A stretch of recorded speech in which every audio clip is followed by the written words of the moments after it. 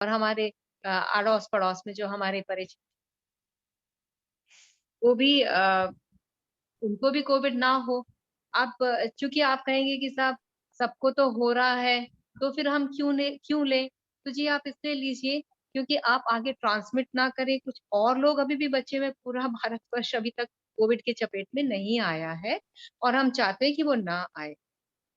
अब Covid vaccination जो होता है, वो एक बड़ा सिंपल वैक्सीनेशन है, जैसे आप टेटेनस लगाते हैं या बच्चों को डीपीटी लगवाते हैं, कुछ इसी तरह का वैक्सीन होता है। और उसकी 2 डोज़ेज़ होती हैं जो आपको लगवानी होती है और हाथ के अंदर अपर पार्ट ऑफ आर्म पे हम लगवाते हैं और 1 डोज़ के बाद में हम अमूमन 1 महीने का फ़र्क रखते हैं कम से कम।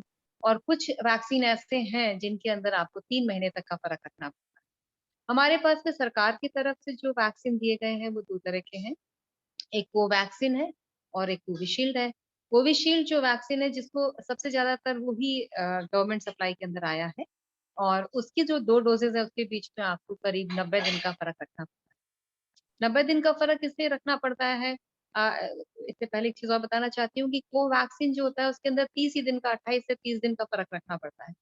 अब आपने प्रश्न आता है कि तो फिर कोविशील्ड में आपने 30 दिन की जगह 90 दिन क्यों कर दिया? इसमें एक बहुत ही महत्वपूर्ण बात ये है कि जब भी किसी वैक्सीन के बीच का अंतर बढ़ाया जाता है, तो उसकी इम्यूनोजेनिसिटी हमेशा ही ज़्यादा बेहतर होती है, बहुत सारे लोगों में। इसलिए सबसे अच्छी बात तो सबसे पहले तो आप ये समझ लीजिए कि ये आपके भले के लिए है, क्योंकि इससे एंटीबॉडी प्रोटेक्शन जो होगा वो बेहतर होगा, निसंदेह बेहतर। दूसरी बात, चूँकि हमें एपिडेमिक चल रहा है, पैंडेमिक चल रहा है, तो हमें जल्दी-जल्दी वैक्सीनेट करना है, तो इसको क्यों नहीं वैक्सीनेट करना चाहा? तो इसमें कुछ लोगों में बहुत कम रेयरली किसी-किसी में जल्दी लगाने से साइड इफेक्ट कुछ ज़्यादा दिखने लग गए। इसलिए इसको इसकी तय जो सीमा है 90 दिन की, उसी में लगाया जाना उचित। अब ये कोविशील्ड और कोवैक्सीन जो हैं, वो दोनों करते क्या हैं? वो दोनों आपके शरीर में जाएँगे और कोवैक्सीन में तो पूरा का पूरा वायरस होता है जो इनएक्टिवेटेड होता है, जो आपके अंदर रेप्लिकेट ऐसे एज़ सच कोविड नहीं कर सकता। वो जाता है और उसके हर पार्ट से एंटीबॉडी बनती है।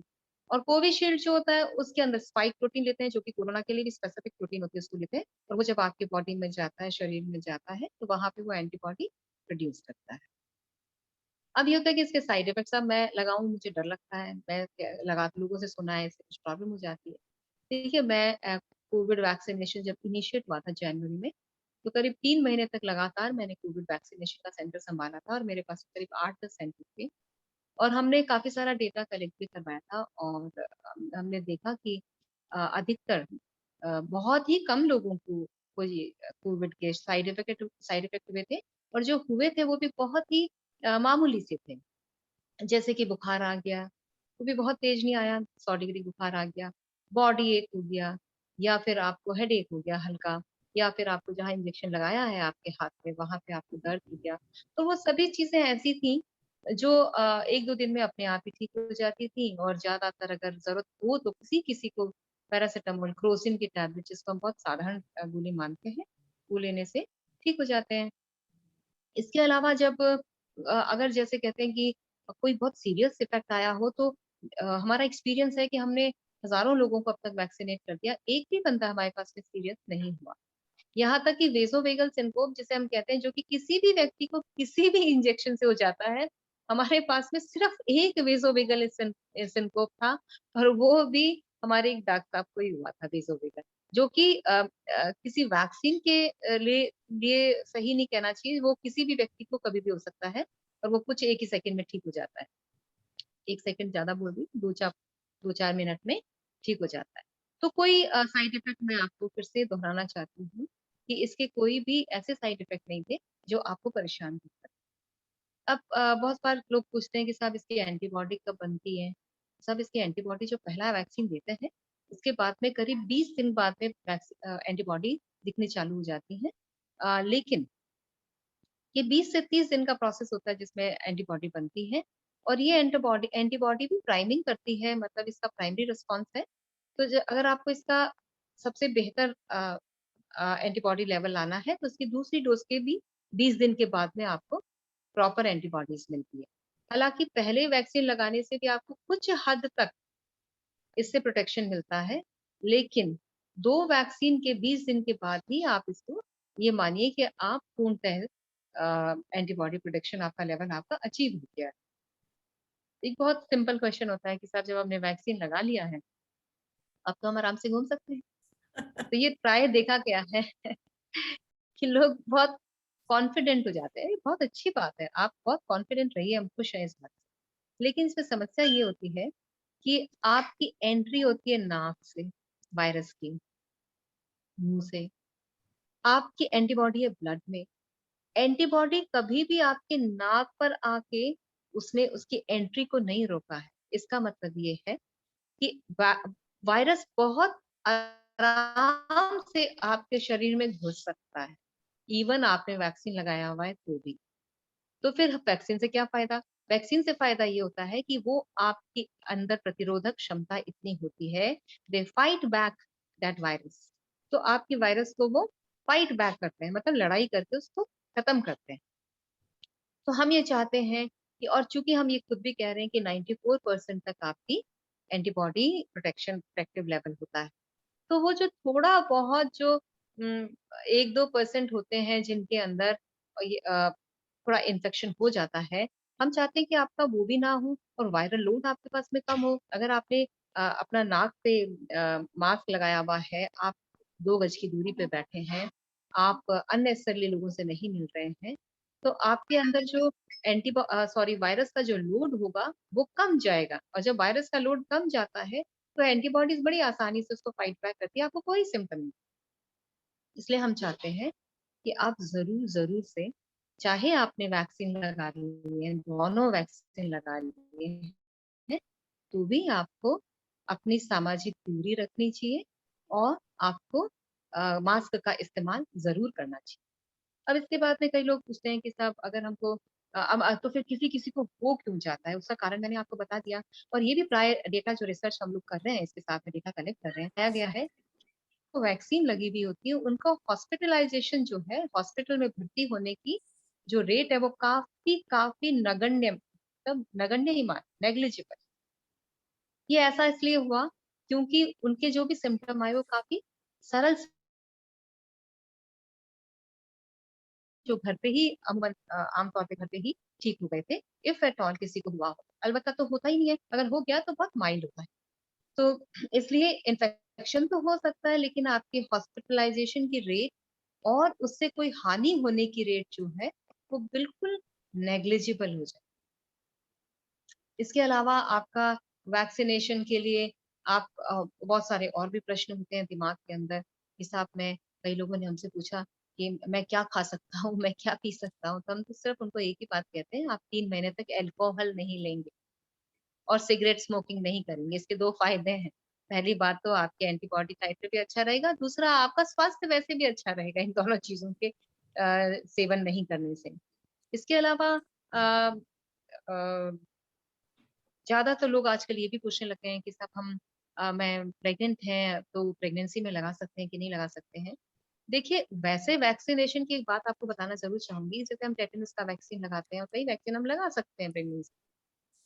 क्यों? क्योंकि वो इतने सालों से हमारे पास है कि हमने उसके बारे में बहुत कुछ हमें जानकारी हो गई है और हम बड़े कॉन्फिडेंट हैं। भाई विश्वास के साथ कह सकते हैं कि टेटेनस का इंजेक्शन लगवाइए, ज़रूरी है, कोई खराबी नहीं करेगा। जैसे हमने स्वाइन फ्लू के वैक्सीनेशन के लिए गाइडलाइन आ गई थी सरकार की कि आप प्रेगनेंसी के अंदर लगा सकते हैं। लेकिन इस तरह की गाइडलाइन अभी तक प्रेग्नेंट विमेन के लिए, गर्भवती महिलाओं के लिए नहीं आई है, क्योंकि अभी तक उसके बारे में कोई डेटा जनरेट नहीं हुआ है। इसका मतलब ये नहीं है कि वो उसके उनके अंदर कोई खराबी कर रहा है, इसलिए हमने या सरकार ने मना किया है। सरकार ने अभी तक इसलिए गाइडलाइन जारी नहीं करी है क्योंकि उनके पास में एडिक्वेट अनफ डाटा नहीं है, उसके बारे में जानकारी अभी तक उपलब्ध नहीं हो पाई। जब हमने जनवरी में स्टार्ट किया था वैक्सीनेशन, तो उस टाइम में इवन लैक्टेटिंग मदर्स को भी हम नहीं लगाते थे। हाँ जी, कुछ कहना चाहते हैं? लैक्टेटिंग मदर को भी हम नहीं लगाते थे। लेकिन हमने 3 महीने के बाद ही जो रिसर्च चल रही थी उसका डेटा आ गया कि साहब आप लैक्टेटिंग मदर में आप लगाया जा सकता है। तो लैक्टेटिंग मदर में स्टार्ट कर दिया। पहले हमने कहा था कि सब हम 18 साल से नीचे के बच्चों में नहीं देंगे, क्योंकि उसका डेटा हमारे पास में नहीं था। लेकिन अब लेकिन चूँकि हमारे पास में डेटा उपलब्ध है, तो हमने कहा कि 12 से लेके 18 साल के बच्चों को भी हम आराम से लगा सकते हैं। अब एक प्रश्न हमेशा आता था जो मीडिया में भी काफ़ी चला गया था, और अब लोगों की भी काफ़ी जानकारी के लिए था कि सब आपने सिर्फ स्टार्टिंग में 60 साल से ऊपर के लोगों को ही क्यों लगाया? तो हमारा एक्सपीरियंस ये कहता था, अनुभव ये कहता था सरकार का, और पहली पिछली जिन देशों में हुआ था और पिछली देश में भी, कि अधिकतर जो सिवियरिटी और डिजीज है, जो बीमारी की जो मतलब जो कठिन बीमारी है, या जिसे कहना सीरियसनेस जो थी, वो 60 साल से ऊपर के लोगों में ज्यादा पाई गई। तो इसलिए इस और टीकों की उपलब्धता कम थी, और जो तो सबसे इम्पोर्टेंट जो लोग थे उनको लगाना चालू करा। उसके बाद में जैसे जैसे टीकों की उपलब्धता बढ़ती गई, हमने 45 साल से ऊपर के लोगों को भी लगाने लग गए, और अब तो फिर 18 साल, और अब बड़ी जल्दी ही 12 साल वाला भी होपफुली आ जाएगा, आशा करते हैं कि आ जाए। और अब मैं तो ये चाहूंगी कि आपके कुछ प्रश्न हैं तो वो बताइए, तो मैं उसके साथ में आपका जवाब देने के लिए कोशिश करूंगी, तो वो और भी ज्यादा फायदेमंद होगा मुझे ऐसा लगता है। Yeah, thank you so much for this enlightening talk, and lot of questions must be there. And to start with एक basic question मैं यही पूछता हूँ कि लोगों के मन में भी रहता है कि कौन सा वैक्सीन अच्छा है, वो एक मन में लोगों के क्वेश्चन ये रहता है कहीं ना कहीं से। तो what are your opinion on that? Which is the better vaccine, or what is your view on that? हाँ, तो बड़ा अच्छा सवाल है, और लोग हमेशा इसी उधेड़-बुन में रहते हैं कि मैं स्पुतनिक लगवा लें, या कोविशील्ड लगवा लें, या कोवैक्सीन लगा लें। देखिए, जब इनकी आप जब पीछे जाके रिसर्च देखते हैं, तो सारे ही वैक्सीन तकरीबन 92% से 96% के बीच में इनकी इफेक्टिवनेस आती है। एंटीबॉडी प्रोटेक्शन का जो लेवल आता है, वो जो 92 टू 96% लोगों के अंदर आ जाता है। और आज की तारीख में अगर आप ये कहें कि कौन-सा टीका हमारा बचाव करेगा, तो सारे ही टीके जिनको अप्रूव करा है सरकार ने, वो सारे ही टीके ऑलमोस्ट इक्वल। तो जो भी जिसकी भी उपलब्धता हो, आप जल्द से जल्द वो लगवा। इसमें एक क्वेश्चन मुझे और भी याद आ गया, जो लोग हमेशा पूछते हैं कि साहब, अब हमने एक वैक्सीन, जैसे हमने से सपोज हमने कोविशील्ड पहले लगवा लिया, और अब हम कोवैक्सीन लगवा लें या स्पुतनिक लगवा लें, तो क्या हम चेंज कर सकते हैं क्या टीके को? देखिए, एज पर प्रीवियस रिकॉर्ड्स, दूसरे इंजेक्शंस की बात करें, हम टीकों की बात करें, तो उनकी बात से ऐसा लगता है कि ऐसा कोई बहुत हानि नहीं हो जाएगी आप। लेकिन चूंकि अभी तक इन विषय पर, ये बहुत नया टीका है, जो हमें सिर्फ अभी मुश्किल से 6 महीने भी नहीं हुए हमारे पास आए हुए। ये बहुत नई बीमारी है। तो इस टीके के बारे में अधिकतर जानकारी, अभी भी हमें और जानकारी लेनी बाकी है। इसलिए ये सरकार ये चाहती है कि चूंकि जानकारी की अनुपलब्धता की वजह से, जो आपने पहले लगाया है, कोशिश करिए कि आप वो ही लगाएं। एंड इफ एट ऑल आप किसी रिमोट एरिया में बैठे हैं, और आपने कहीं पहले कहीं और जाके कोई एक वैक्सीन लगवा लिया था, और अब आपका समय निकला जा रहा है, और आप दूसरा, आपके पास उपलब्ध है ही नहीं, वो पहला वाला दूसरा ही उपलब्ध है, इसमें मेरी ये राय है कि आप दोनों के बीच में कम से कम 3 महीने का फर्क रख लीजिए। पहले वैक्सीन से अगर आपने पहली बात तो चेंज करना ना चाहिए।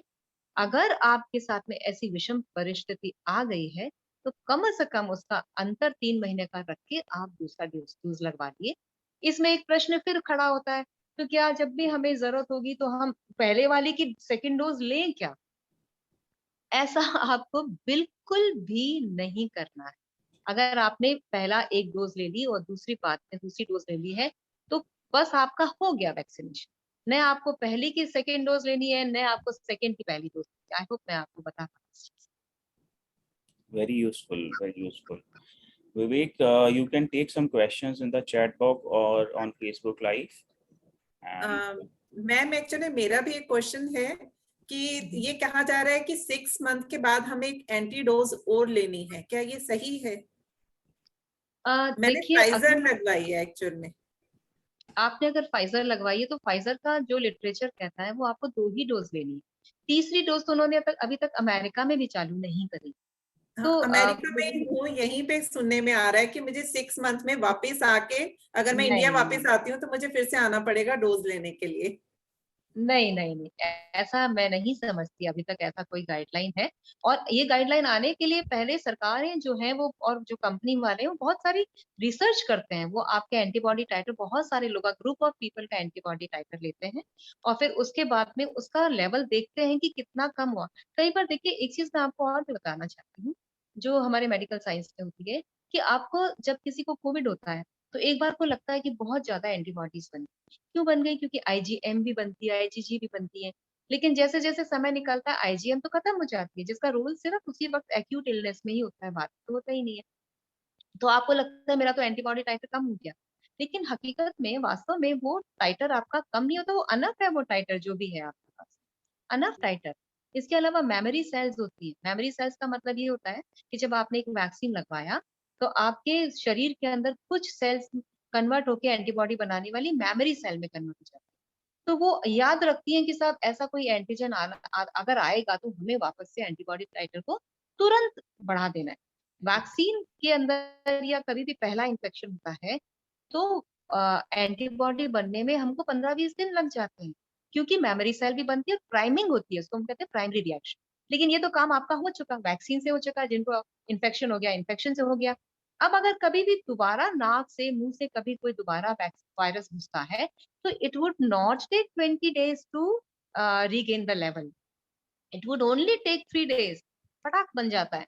तो इसलिए आप एंटीबॉडी टाइटर के लेवल के कम होने की चिंता भी मेरे हिसाब से नहीं करनी चाहिए, until and unless there is a guideline regarding that. और मैम आपने एक जो बात कही थी ना वो बिल्कुल सही थी, क्योंकि मैंने ये खुद देखा है। मैंने जब वैक्सीन लगवाई सेकंड डोज, तो मेरे साथ मेरे बेटे के फ्रेंड ने लगवाई। तो हम दोनों घर आए, उसने बस, उन्होंने, डॉक्टर ने बोला कि कोई पैरासीटामोल आप टैबलेट ले लेना, बस छुट्टी। मैंने भी ले ली और उसने भी ले ली। तो उन्होंने टैबलेट के साथ ना ड्रिंक भी ले ली, हॉट ड्रिंक। और नेक्स्ट डे उनकी इतनी बुरी हालत, उसको इतना एकदम तेज टेम्परेचर, पूरा बॉडी पेन हो रहा है। और मुझे फोन आया कि आंटी आपकी तबीयत कैसी है? मैं कहा आई एम फाइन भी, मुझे तो बिल्कुल कुछ Absolutely भी नहीं है, fine. मुझे टेम्परेचर भी नहीं है, ना मुझे कहीं पेन है, बस हल्का सा यहाँ पे जहाँ इंजेक्शन लगता है हल्का सा दर्द है।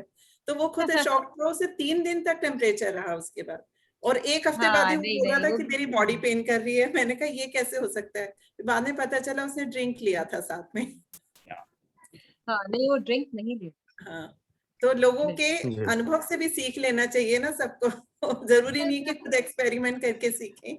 Yeah, बिल्कुल सही। very true. yes In fact, जो previous recommendation में it was mentioned early on to avoid alcohol for some time in the first initial recommendations. It was there. ये advice दी जाती थी कि they have to abstain for certain period for better immunogenicity. Yes. Ji I Dr. think, Monica ma'am, actually I like to ask a few questions from the side of public. हाँ जी, लोगों ने drop नहीं किया, लेकिन जी, कुछ myths and facts हैं जो मुझे सुनने में आए हैं लोगों के बीच में। तो हाँ जी, मैं सुन रही हूँ। एक तो ये बहुत ही जनरल क्वेश्चन जो मुझे हेलो, सुनने में आया है।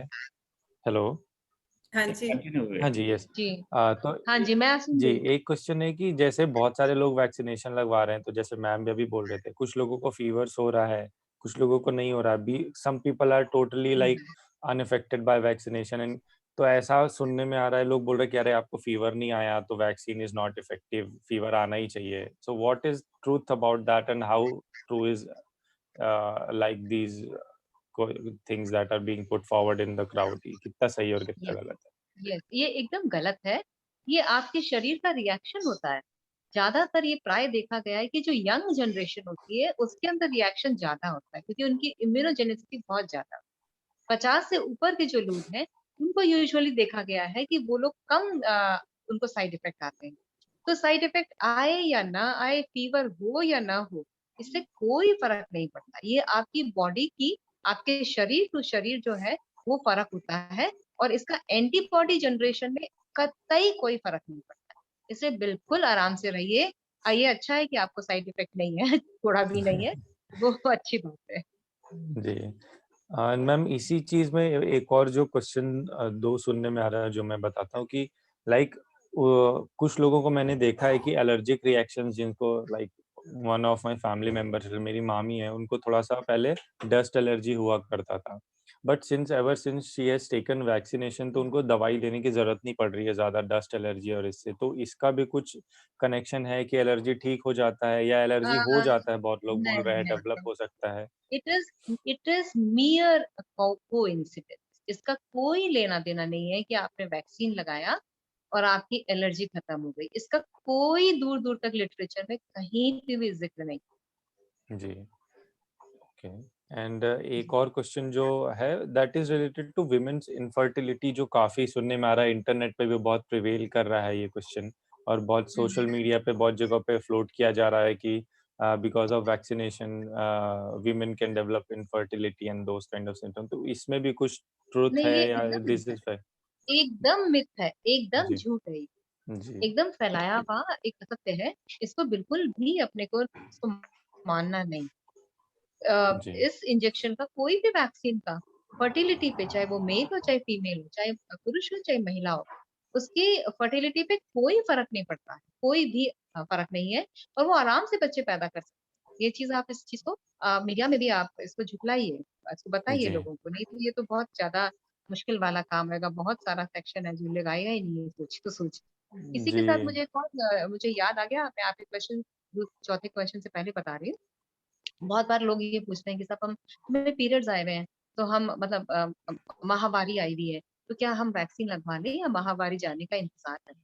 तो इस पे आपको बिल्कुल भी वेट नहीं करना है। माहवारी आने या नहीं आने का एंटीबॉडी जनरेशन से कोई दूर दूर तक लेना देना नहीं है। माहवारी हो रही हो या ना हो रही हो, कोई भी महिला जाके वैक्सीन लगवा सकती है। हाँ जी सर, आप पूछिएगा। Yeah, you're very right, Dr. Monica. And this context also, I'll tell you, because every day at least 8 to 10 calls I also get. Patients phone करते हैं कि हमें X चीज़ है, डायबिटीज़ है या हाइपरटेंशन है या हम ये मेडिसिन ले रहे हैं। तो every day I am answering 8 to 10 patients. तो ये इंपॉर्टेंट मैसेज, जैसे मोनिका जी ने कहा, किसी भी एज सच कोई बॉडी की फिजियोलॉजिक स्टेज का या इवन पैथोलॉजिक डिसीज का या ट्रीटमेंट का कहीं भी इससे कोई कोई फर्क नहीं। इंटरेक्शन नहीं है। And first priority is vaccination. इसमें ना तो ड्यूरिंग वैक्सीनेशन या आफ्टर वैक्सीनेशन ऐसा कोई वो उसकी जरूरत नहीं है कि मैं इस स्टेज में पहुंच जाऊंगा तब वैक्सीन कराऊंगा या ये चीज ठीक हो जाएगी तब कराऊंगा। Vaccine is the first priority. और ये हर बल्कि डिसीज के लिए, हर फिजियोलॉजिक स्टेट के लिए और हर एज के लिए अप्लाई होता है और सबका कंसेंसस है ये, मोनिका जी। आई थिंक ये इंपॉर्टेंट मैसेज हाँ जाना बिल्कुल, चाहिए। मतलब आपने जो बात कही उसी को आगे बढ़ाना चाह रही हूँ, कि बल्कि मैं ये चाहती हूँ कि जिनको कोई डिजीज है, जैसे कि डायबिटीज है या हाइपरटेंशन है या कार्डियक डिजीज है, वो तो और जल्दी लगवाएं। क्यों लगवाएं? हाँ, क्योंकि उनके अंदर सीरियसनेस ऑफ डिजीज जो होगी, अगर उनको कोविड होगा तो उनको सीरियस होने के चांसेस ज्यादा है। इसलिए हम चाहते हैं कि वो कोविड से बहुत जल्दी से जल्दी अपना बचाव कर ले। और वैक्सीन लगवाने के बाद हमने ये भी देखा है कि जिनको या तो होता ही नहीं है, होता है तो वो माइल्ड होता है। तो इसलिए अगर किसी को कोई भी बड़ी बीमारी है, कोई भी बड़ी बीमारी कहना चाहते, छोटी मोटी भी नहीं, बड़ी भी बीमारी है, तो भी वो लगवाएं। एक और क्वेश्चन इससे मिलता जुलता है, वो है कि अगर इम्यूनो सप्रेसेंट ले रहे हैं, जैसे कोई स्टीरॉयड ले रहा है या कोई एचआईवी है किसी को, जहाँ पे हम कहते हैं कि सब रोग प्रतिरोधक क्षमता जो है इन गोलियों से कम हो जाती है, या फिर आपका एचआईवी की वजह से आपका रोग प्रतिरोधक क्षमता कम हो रही है, तो इस भी केस के अंदर आपको तुरंत लगवाना है वैक्सीन। सिर्फ एक चीज आपको ध्यान रखनी पड़ती है, अपने डॉक्टर से पूछ के, अगर जब भी आप वो दवाइयां ले रहे हैं इम्यूनो सप्रेसेंट, जैसे स्टीरॉयड है या कुछ और दवाइयां भी होती है, तो उनके बीच में आप 2 हफ्ते का, 15-14 दिन का गैप रख दीजिए। और अगर किसी भी कारणवश वो गैप नहीं रख पा रहे हैं, तो भी आप वैक्सीन लीजिए। ये जरूर है, वैक्सीन लेने से घाटा कुछ नहीं होगा। इतना जरूर है कि अगर आपने इम्यूनो सप्रेसेंट लिए हैं, तो हो सकता है कि आपकी एंटीबॉडी टाइटर जो है वो उतनी ना बने जितनी की बननी चाहिए। जी। मैम वैक्सीन से रिलेटेड ही एक जो मिथ, दो क्वेश्चन है थोड़ा रिलेटेड, एक साथ ही पूछ लेता हूँ। इट इज हाँ, रिलेटेड टू वैक्सीन की कुछ लोगों में ऐसा सुनने में आ रहा है कि जैसे बोलते हैं कि हमें ना कोविड हो चुका है पहले, तो हमें अब वैक्सीन की जरूरत नहीं है क्योंकि हम कोविड हो के हम ठीक हो गए हैं। और दूसरा एक तबका है जो ऐसा बोलता है कि अगर मैं वैक्सीन लगवा लूंगा तो, क्योंकि लोगों को पता नहीं वैक्सीन कैसे बना है, तो कहते हैं उसमें वायरस है करके न्यूज़ फैल रही है, तो उससे मुझे कोविड हो जाएगा। तो इन दोनों मिथ्स में कितनी सच्चाई है और हाउ बेसलेस आर दिस? जी, मैं दोनों चीजें आपको बता, पहली चीज कि अगर आपको वायरस पहले से ऑलरेडी आपको हो चुका है कोरोना वायरस, तो हम ये कहते हैं मैंने आपको पहले भी बताया, चाहे कोरोना वायरस हो, चाहे वैक्सीनेशन हो, अगर जो भी इन्फेक्शन हो गया तो भी आपके शरीर में एंटीबॉडीज बनी, डेफिनेटली बनी। लेकिन उसकी बूस्टिंग करने के लिए, बूस्टिंग का मतलब होता है समय के साथ उसका लेवल कम हो जाता है। तो हम चाहते हैं कि चूंकि पेंडेमिक चल रही है, तो आपको हर जगह वायरस फैला हुआ है, तो अगर आपको दोबारा आपके नाक में, आंख में, मुंह में कहीं घुसता है, तो हम उसको वहीं रोक दें। उसके लिए हमें एंटीबॉडी का एक लेवल चाहिए होता है। उस एडिक्वेट लेवल को बनाए रखने के लिए हमें वापस से वैक्सीन लगाना पड़ता है।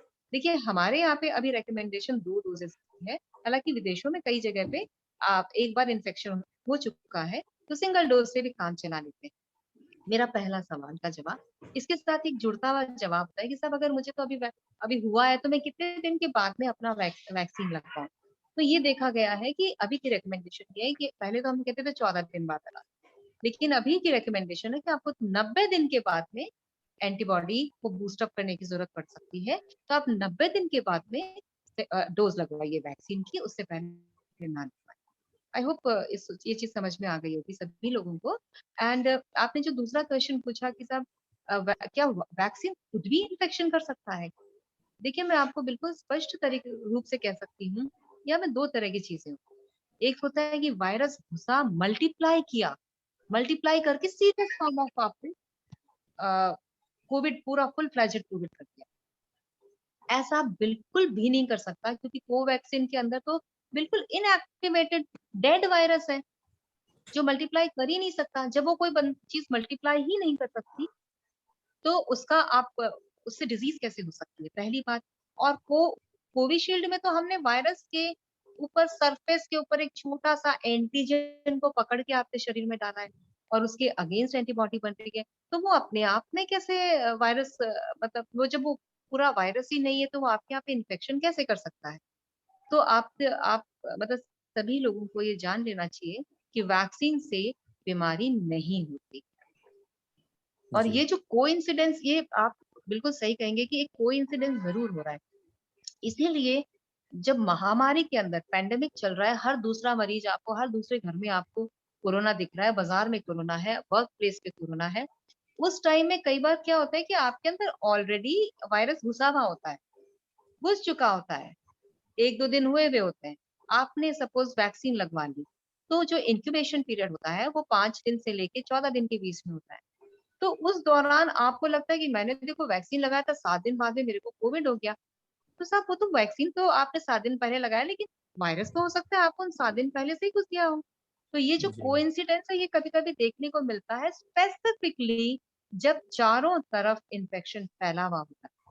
आई होप मेरी जी जवाब से आप No, संतुष्ट वेरी हैं? वेरी जी नाइस जी मोनिका जी। इनफैक्ट हमने प्रीवियस सेशंस में भी ये चीज बताई है कि वैक्सीनेशन प्रायोरिटी है, फर्स्ट प्रायोरिटी है। बट हमें ये ध्यान रखना है कि उस प्रायोरिटी में पैनिक नहीं करना। अगर हम पैनिक करके ओवर क्राउडिंग करके कराएंगे तो वैक्सीन तो बाद में लगेगा, बट उसके पहले वायरस एंटर हो गया सेम टाइम, पहले वायरस आ गया फिर वैक्सीन लगी, तो वायरस का इफेक्ट पहले आ जाएगा। ऐसा अक्सर होने में आ रहा है। तो ये बहुत इंपॉर्टेंट है। We have to keep it as priority, but again we should not get panic, following all safety protocols in a proper way, distancing, and then we should go for vaccination. This is important. हमें overcrowding नहीं करनी है, safe environment में vaccine लेना है, but it is a priority, no doubt in that. Yes, जी Vivek, any more question? I I think कि ma'am ने काफी जो जनरल एक परसेप्शन क्वेश्चंस थे उन्होंने एड्रेस किया। एक मुझे जनरल क्वेश्चन पूछना है, that is related to my own grandmother.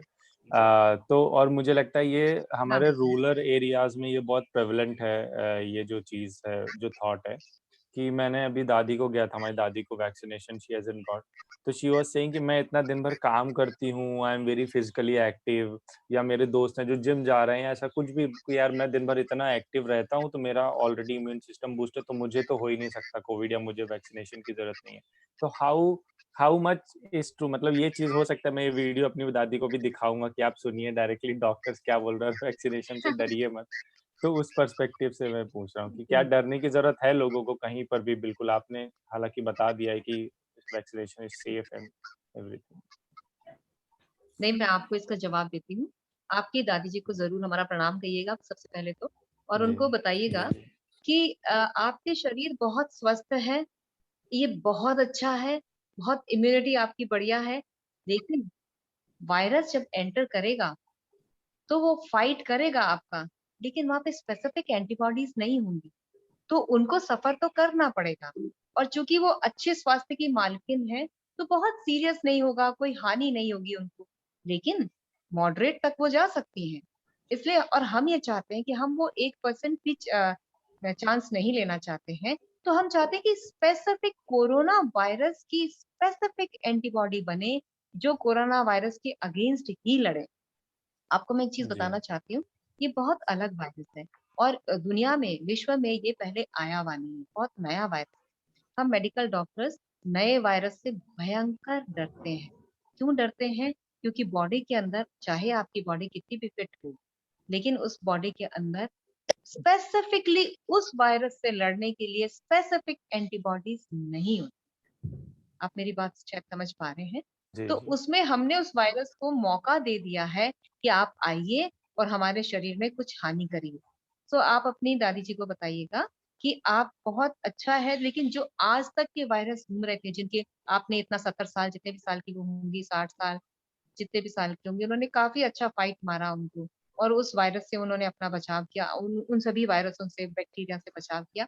लेकिन नए वायरस के लिए उनके पास में एंटीबॉडीज नहीं है, इसलिए उनको जरूर से वैक्सीन लगाया जाना चाहिए। जी जी अच्छा मैडम, 2-3 बात मैं पूछना चाह रहा हूँ, थोड़ा सा बल्कि क्लियरिटी लाना चाह रहा हूँ कि 90 डेज का गैप कोविशील्ड में रखना है या कोवैक्सीन में रखना है?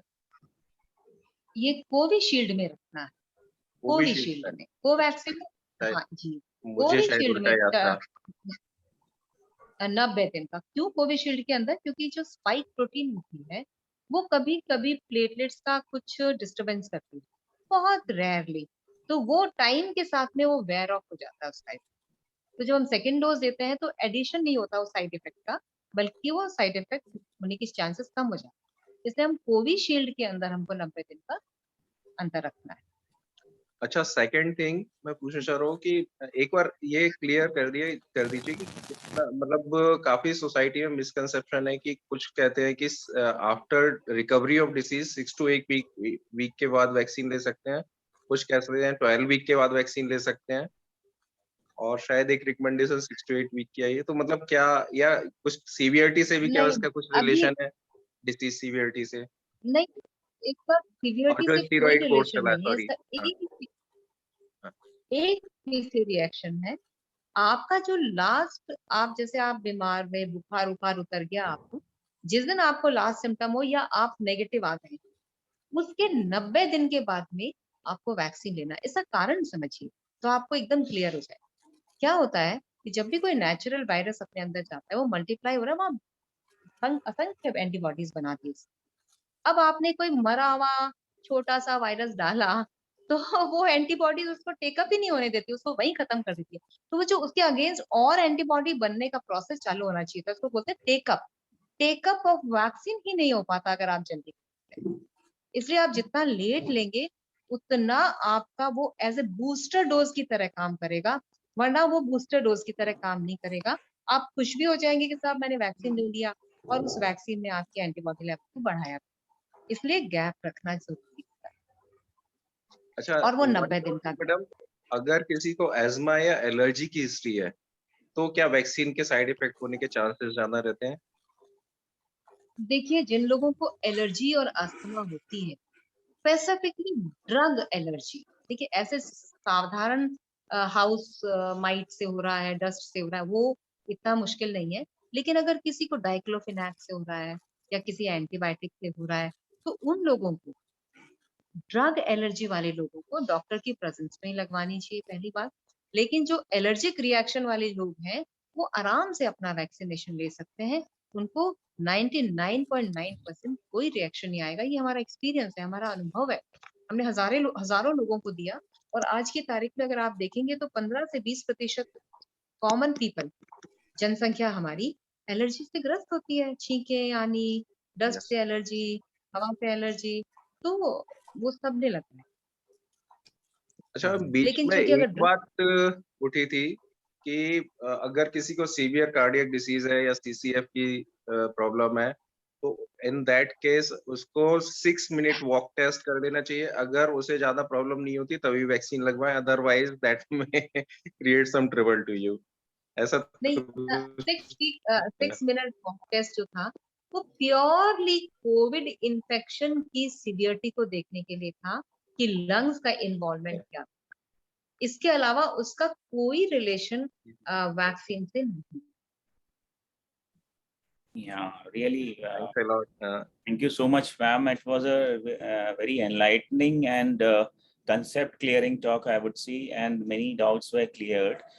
And in the last few messages you want to give to all on behalf of vaccination, एक general जो भी आप एक messages अपने end on messages देना चाहें vaccination मिशन से रिलेटेड, आप उसके बड़े वो आइकॉन हैं और लीड कर रहे हैं कई प्रोजेक्ट्स को, तो what is your message to the public? अब एकदम छोटा सा मैसेज तो बना नहीं पाऊंगी, इतनी रचनात्मकता नहीं है दिमाग में, लेकिन 2-3 लाइनें बोलना चाहूंगी। पहली बात, अपने लिए वैक्सीन लगवाइए, अपनों के लिए वैक्सीन लगवाइए। क्यों? क्योंकि अगर आपने वैक्सीन लगाया हुआ है आप लोगों को ट्रांसमिट भी नहीं करेंगे। सबसे बड़ी बात है जिसको हम हर्ड इम्यूनिटी कहते हैं। हम ये कहते हैं कि अगर किसी भी देश में 70%, 60% से 70% तक लोगों को या तो इन्फेक्शन हो चुका है या वैक्सीनेशन हो चुका है, तो दूसरे बचे हुए 30% को अपने आप ही नहीं होगा। इसलिए अपने को भी बचाइए, अपने लोगों को भी बचाइए और वैक्सीनेशन जरूर करना। Great. Thank you so much. Thanks a lot. And yeah, जी। हाँ जी, कुछ नहीं, बस धन्यवाद ही कर रही थी मैम। और आपको शब्दों की जरूरत नहीं है, एक्चुअली में आप जो बोलती है ना नेचुरल, वो ही इतना प्रभावशाली है और आपके शब्द ऐसे लगते हैं चुन चुन के बोले हुए तो आपको अलग से कुछ लिखने या सोचने की जरूरत बहुत नहीं अच्छा, है। सीधी सिंपल स्ट्रेट फॉरवर्ड लैंग्वेज में आपने यस एक्सप्लेन किया है सब कुछ, बहुत ही सीधे सरल भाव। बहुत Thank you general so public much. के जो परसेप्शंस थे या क्वेश्चंस मिथ्स थे, मुझे लगता है ये वीडियो देखने के बाद बहुत हद तक उनको क्लैरिटी, क्योंकि ये बहुत क्वेश्चंस आजकल गलत तरीके से आते हैं व्हाट्सएप फॉरवर्ड्स और सोशल मीडिया पे, and people are have very wrong idea about vaccination, जिसकी वजह से नहीं हो पा रहा है खास करके रूरल लेवल पे। I think you have addressed all these questions very simply. और इससे अगर किसी की क्वेरी रह जाती है तो वो हमारे व्हाट्सएप ग्रुप जो बनाया हुआ है कोविड के लिए, या फिर फेसबुक पेज पर वो पूछ सकते हैं। इसके बाद भी आंसर उनको मैम को दोबारा लेकर आएंगे। Yeah. We'll be looking for more and more sessions from you. So it's really good to hear, और हम चाहते हैं कि इसी तरह का एक शेयरिंग आगे भी हम करते रहेंगे। And thank you so much from the whole team, and just stay connected. अभी हम कुछ और एक चीजें भी डिस्कस करेंगे। तो doctor Praveen, you now start your part. Yeah. Sir एक क्वेश्चन था doctor Neeraj, thanks a lot doctor Monica, बहुत अच्छे से आपने एक्सप्लेन किया, that is amazing. And I would request कि आगे भी इन सब चीजों को, जैसे थर्ड वेव पर या फिर थर्ड वेव डेल्टा वायरस, इन सब पर भी हम डिस्कशन कंटिन्यू रखें, मे बी नेक्स्ट वीक या इसके आगे। अच्छा, मैं अपनी तरफ से 2-3 बातें कहना चाह रहा हूँ, उसमें ऐड करना चाह रहा हूँ। फर्स्ट थिंग, वैक्सीन के अगेंस्ट अफवाह बहुत पहले से फैलाई जा रही है। ऐसा नहीं कि अभी कोविड आने से फैल रही है। इवन जो बच्चों में नॉर्मल वैक्सीनेशन शेड्यूल होता है, उसके अगेंस्ट भी एक पूरा, एक तरह से कह सकते हैं, ग्रुप है जो उसके अगेंस्ट हमेशा बोलता रहता है। वो ऐसे इस तरह से वो बोलता है कि जैसे पता नहीं वो वैक्सीन लग गया जाने क्या हो जाएगा। ठीक है ना। अभी भी एक मैसेज बड़ा सर्कुलेट हुआ था रिसेंटली, जिसमें लिखा था कि जिन लोगों को भी वैक्सीन लगा है वो सब 2 साल में उनकी डेथ हो जाएगी। और वो जब चेक किया तो वो बिल्कुल फेक मैसेज था। तो पहले भी सारी अफवाह, बच्चों में रूटीनली इतने वैक्सीन लगते हैं, पूरा पहले 1.5 से 2 साल के अंदर उन्हें कम से कम 10-12 वैक्सीन लगते हैं बच्चों को। और आप देख रहे हैं सारे बच्चे ठीक हैं, किसी को कोई प्रॉब्लम नहीं है। तो वैक्सीन पे क्लियर कट मैसेज है, डॉक्टर्स की तरफ से क्लियर कट मैसेज है कि विदाउट डाउट आप वैक्सीन लगवाएं। बिल्कुल क्लियर कट मैसेज होना चाहिए, डॉक्टर्स की तरफ से है ये। ठीक है ना। किसी भी फालतू की अफवाहों पे भरोसा ना करें, क्योंकि देखो कभी भी जब कोई भी चीज होती है या कोई भी बड़ा पर्सन होता है, चाहे मोदी जी कह लो चाहे कोई भी कह लो, तो उसके अगेंस्ट बोलने वाले ही बहुत होते हैं, महात्मा गांधी जी के अगेंस्ट बोलने वाले ही बहुत होंगे। तो एक कंसेंसस 100% लोगों का कभी नहीं बन पाएगा, ठीक है ना। लेकिन जो एक्सपर्ट्स ओपिनियन है वो मानना चाहिए हमेशा, ठीक है ना। तो एक सिंपल सी लैंग्वेज में कि वैक्सीन जरूर लग पाए, कोई उसमें डाउट करने की बात नहीं है, ठीक है। कभी बहुत रेयरली किसी को साइड इफेक्ट भी हो जाते हैं, तो उससे कहीं ज्यादा डिसीज से बचने के चांसेस है, कहीं ज्यादा 100 गुना ज्यादा या 1000 गुना ज्यादा आपके डिसीज से बचने के चांसेस है। अच्छा, दूसरी एक वैक्सीन आपके पास भी है, वो भी मैं आपसे डिस्कस करना चाहूंगा। वो वैक्सीन है आपकी खुद की हेल्थ, आपकी खुद की इम्यूनिटी। इस पे वर्क करना ही बहुत जरूरी है, क्योंकि ये केवल कोविड से नहीं बाकी बीमारियों से भी आपको बचाएगी। तो इसमें क्या क्या आता है, आपकी फिजिकल हेल्थ आती है, आपकी मेंटल हेल्थ आती है, सोशल हेल्थ आती है, स्पिरिचुअल हेल्थ आती है, ये सारी चीजें होती हैं, ठीक है ना। तो कुछ कुछ चीजें हैं, जैसे अभी कोविड टाइम में हमने देखा कि लंग को सबसे ज्यादा इफेक्ट कर रहा है। तो आप देखेंगे प्राणायाम जो हम इतने टाइम से रिकमेंड करते हैं, दैट इज उसकी कितनी ज्यादा इम्पोर्टेंस है। अगर आज के टाइम कोई प्राणायाम करता है, नॉर्मली हम अपने लंग की 30 से 35% कैपेसिटी यूज करते हैं, बस हमारा लंग इतना ही कैपेसिटी से काम करता है। लेकिन जो लोग प्राणायाम करते हैं वो अपनी कैपेसिटी लगभग डबल कर लेते हैं, 60 to 70%। तो जिस वक्त आप सोच रहे हैं कि पेशेंट अगर फाइट कर रहा है बीमारी से, उसे सीवियर कोविड हो गया, निमोनिया हो गया है, उस वक्त अगर उसकी लंग की कैपेसिटी डबल होगी, तो उसके लिए उस बीमारी से फाइट करना कितना इजी होगा। एक तरफ आपने वैक्सीन भी लिया है, दूसरी तरफ आपने अपने आप को भी मजबूत बनाया है, ठीक है। तो एक प्राणायाम का बहुत अच्छा रोल, खासकर कोविड के अगेंस्ट, और वैसे भी जनरल हेल्थ के लिए भी प्राणायाम बहुत अच्छी चीज है। Second thing I would like to suggest कि हमारी फिजिकल फिटनेस के लिए, फिजिकल हेल्थ के लिए भी हमें रेगुलरली कुछ ना कुछ करते रहना चाहिए, और कंटिन्यूएशन बेसिस पे करना चाहिए, जिससे कि हमारी फिजिकल फिटनेस ठीक रहेगी। अच्छा, हर कोई अपने हिसाब से कुछ कुछ करता रहता है, लेकिन एक दो बेसिक चीजें बताऊंगा कि 3 चीजें हमारी बॉडी में ऐसी हैं। एक तो हमारी बैकबोन हो गई, दूसरा शोल्डर जॉइंट, तीसरा नी जॉइंट। अगर ये 3 चीजें हमारी ठीक बनी रहती हैं, तो हमारी इवन ओल्ड एज के टाइम पे भी हमें कम तकलीफ होगी, हमारी टोटल लाइफ प्रोलॉन्ग होगी, फालतू में बैक पेन नहीं होगा, और कई बीमारियों से, कई डिसीज से हम बचे रहेंगे। तो जैसे कहते हैं ना, इसका नाम बैकबोन, ये सच में लाइफ की बैकबोन है। इसकी केयर करना बहुत जरूरी है। इसके बहुत सारे स्पेसिफिक बैकबोन के, नी जॉइंट के, शोल्डर जॉइंट के पर्टिकुलर एक्सरसाइजेज हैं, योगा है, वो जरूर करें। अगर ये सिस्टम, 3 चीजें आपकी ठीक रहती है, 10 से 15 मिनट में आप तीनों चीजों पे वर्क कर सकते हैं रेगुलर बेसिस पे।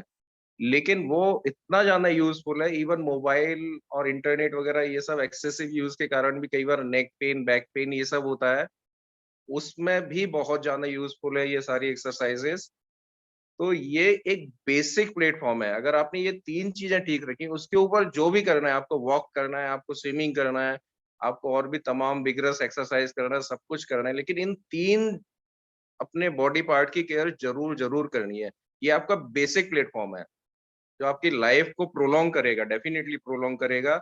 और ओल्ड एज में भी अगर ये 3 जॉइंट चीजें ठीक है, आपने देखा होगा अधिकतर नी में या तो प्रॉब्लम आती है, बैकबोन में आती है, या कभी सर्वाइकल की आ जाती है, इस तरह की प्रॉब्लम होती है, वो सारी चीजें कम होंगी, ठीक है ना। तो इसी तरह से मेडिटेशन का पार्ट हो गया। तो इस तरह से जो हमारी, एक तो वैक्सीन जो मैडम ने भी एक्सप्लेन की, दूसरा हमारी इम्यूनिटी, वैक्सीन क्या करती है, इम्यूनिटी बढ़ाने का काम करती है, दूसरा हमारी इम्यूनिटी हम अपने अंदर से भी जनरेट कर सकते हैं। वो भी हमें कोविड के अगेंस्ट और किसी भी बीमारी के अगेंस्ट, किसी भी प्रॉब्लम के अगेंस्ट, मैं कहूंगा छोटी छोटी जो लाइफ की प्रॉब्लम होती है उनके अगेंस्ट भी फाइट करने में बहुत मदद करेगी। और I would recommend doctor Neeraj, I would call doctor Neeraj कि इसमें कुछ और भी जो वो ऐड करना चाहते हैं। एक टोटल हेल्थ का एक जो कॉन्सेप्ट है कि हमें अपनी टोटल हेल्थ जब हम मेंटेन करेंगे, तो हमारी लाइफ की क्वालिटी कुछ अलग ही होगी, और इवन ड्यूरेशन भी हमारी लाइफ में ज्यादा होगा। तो इस बारे में कुछ थोड़ा सा आप कुछ शेयर कीजिए डॉक्टर नीरज, वेलकम। Yeah, और डॉक्टर नीरज एक क्वेश्चन भी आया है, मैं वो भी आपको पढ़ देती हूँ। उन्होंने विवेक सक्सेना जी ने पूछा है, उनकी सिस्टर की 15 साल पहले ब्रेन ऑपरेशन हुआ था, तो क्या वो वैक्सीन ले सकती हैं?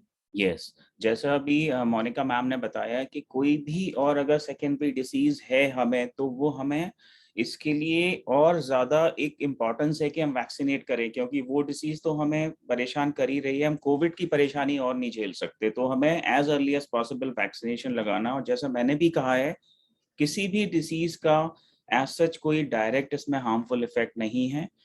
केवल एक कार्डियक के कुछ केसेस में बिल्कुल इनहेरेंट थ्रोम्बोसिस की रिस्क है एकदम इमीडिएटली, खासकर तो उस टाइम पे हम कुछ एंटी प्लेटलेट एंटीकोएगुलेंट्स 3 डेज का ओवरलैप करके and then we can go for vaccination. इसके अलावा और कोई कंट्राइंडिकेशन नहीं है वैक्सीन का। जिनमें थ्रोम्बोसिस की रिस्क है या एक्यूट कार्डियक इवेंट है, उनको 3 या 4 दिन का उनको भी ओवरलैप करके उनको भी देना है। तो हर डिसीज में वैक्सीन देना है, सेफ है। कोई भी मेडिसिन चल रही है उसमें भी देना है, सेफ है। और इसको फर्स्ट प्रायोरिटी के फॉर्म में लेना, इससे डेफिनेटली फायदा ही होगा, नुकसान का कहीं कोई चांस नहीं है। और जैसा कि डॉक्टर प्रवीण ने बताया कि मैक्स टू मैक्स ये कर सकते हैं कि आप अपने डॉक्टर जिनसे ट्रीटमेंट चल रहा है उनकी निगरानी में ले, उनकी ऑब्जर्वेशन में उन्हें बता के ले कि हम वैक्सीन लेने जा रहे हैं। कुछ और एक्स्ट्रा तो नहीं करने की जरूरत है, यस, पर लेना जरूर है, उसमें कोई डाउट नहीं है। Excuse me, sir. Yeah. Can you hear me? या Yes. Yeah, Yes. one more thing, sir. Actually वो सर्जरी वाली जो आप बता रहे हैं बात, उसमें एक्चुअली इसको एलर्जी भी होती है। She is allergic, I don't know किससे है वो, बट एलर्जी है, उसको प्रॉब्लम है। तो Yeah. उसके दाने हो जाते हैं फेस पे एंड पूरी बॉडी पे। Yeah. तो कैन शी वैक्सीनेट? या ही कैन वैक्सीनेट। उनको क्या बोलते हैं, डॉक्टर के टच में रखी और उनके कुछ मार्कर्स करके और एंटी एलर्जिक्स के अंडर कवर उनको देना चाहिए, अंडर ऑब्जर्वेशन। बट ये एक्सक्लूड नहीं करता कि उनको नहीं देना। तो उनको अंडर डॉक्टर की विजिलेंस में रहते हुए कुछ इम्यून मार्कर्स, रिएक्टिव जो इन्फ्लेमेटरी मार्कर्स है करा के, और under vigilance with some anti allergic they should be go for vaccination, और वो उनको प्रिवेंट ही करेगा कोविड में। Yes, okay sir, thank you so much. तो जैसा डॉक्टर प्रवीण ने बताया ना कि इम्यूनिटी इम्पॉर्टेंट है, और जो हमारी बॉडी है ना वो एक हार्डवेयर है।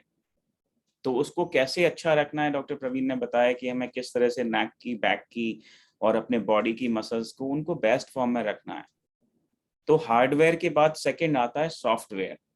तो अब इस हमारी बॉडी कैसे काम करेगी, ये सारा हमारे सॉफ्टवेयर पे डिपेंड करता है। और सॉफ्टवेयर कहीं ना कहीं ब्रेन के संग कुछ ब्रेन में इनपुट्स या जो हमारे एक्सपीरियंसेस हैं, जो हमारी फ्रेमिंग है, जैसे हम कहते हैं ना नजरिया या जो एक अप्रोच होती है, वो अप्रोच डिसाइड करती है कि हमारा हार्डवेयर कैसे परफॉर्म करेगा। तो सॉफ्टवेयर का बहुत इंपॉर्टेंट रोल। हम ये कंप्यूटर जिस पे मैं बोल रहा हूँ बहुत अच्छा हार्डवेयर है, बहुत स्ट्रांग है, बट अगर इसमें जरा से भी सॉफ्टवेयर में एक वायरस आ गया तो ये फिर नॉन फंक्शनल हो जाएगा। कितनी भी स्ट्रांग बॉडी हो जाए, लेकिन अगर वीक माइंड है तो उससे हम कुछ भी नहीं करा सकते। तो हम कहते भी है ना कि weak mind can run not a strong body. मतलब एक कमजोर हमारा मन है तो स्ट्रॉन्ग बॉडी से कुछ भी नहीं कर सकते, लेकिन अगर स्ट्रॉन्ग माइंड है हमारा तो वो वीक बॉडी, वीक क्या, एक डिसेबल्ड बॉडी से भी मिरेकल्स करा सकता है हमारा ब्रेन। हमने देखा भी है कि जो हैंडीकैप हैं, जिनकी लिम्स नहीं है, लोअर लिम नहीं है, अपर लिम नहीं है, बट उन्होंने अपनी विल पावर से वर्ल्ड रिकॉर्ड्स बना दिए, स्विमिंग में, वेट लिफ्टिंग में, जिनको हम इमेजिन नहीं कर सकते कि जो नॉर्मल रह पाएंगे। उन्होंने बुक्स लिख दी मोटिवेशन की और लैंडमार्क बन गए वो। ऐसे ढेरों एग्जांपल्स हैं अवेलेबल। तो बात हम सेकंड करते हैं मेंटल वैक्सीन की। ऐसी कौन सी वैक्सीन इस दिमाग के अंदर लगाया जाए, मेंटल वैक्सीन लगाया जाए कि जो हमारे बॉडी का हार्डवेयर है वो उसको हर प्रॉब्लम के लिए, not only Covid but life की हर प्रॉब्लम में हम बेस्ट रिजल्ट दे पाए। तो this is about mental muscles. इसको मैं कहता हूँ मेंटल मसल्स। तो हम जैसे जिम में जाके अपने बॉडी की मसल्स बनाते हैं, एक्सरसाइजेस जैसे बताई हैं, तो हम ब्रेन की मसल्स कैसे बनाएं, मेंटल मसल्स कैसे बिल्ड करें। तो इसमें हम लोगों के पास एक since I belong to the aworld platform, तो एक मैं सुदर्शन क्रिया रिकमेंड करता हूँ। बट अदर दूसरे जो हम कहते हैं ना योगास या मेडिटेटिव टेक्निक्स, वो एक बहुत अच्छा टूल है। जो आपकी ब्रेन को या मेंटल उसको हाई ऑरा में रख सकता है, उसको वैक्सीनेट कर सकता है।